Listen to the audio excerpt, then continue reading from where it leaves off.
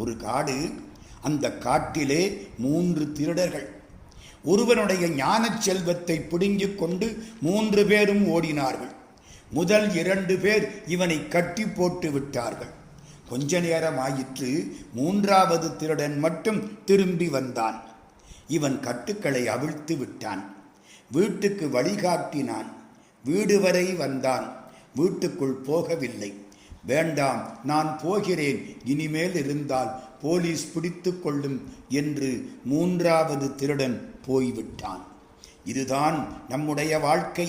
காட்டிலே உள்ள மனிதன் இந்த ஆன்மா. 3 பேர் திருடர்கள். தமோகுணம், ரஜோகுணம், சத்வகுணம். இந்த 3 பேரும் சேர்ந்து நம்மை கட்டி போட்டு விட்டார்கள்.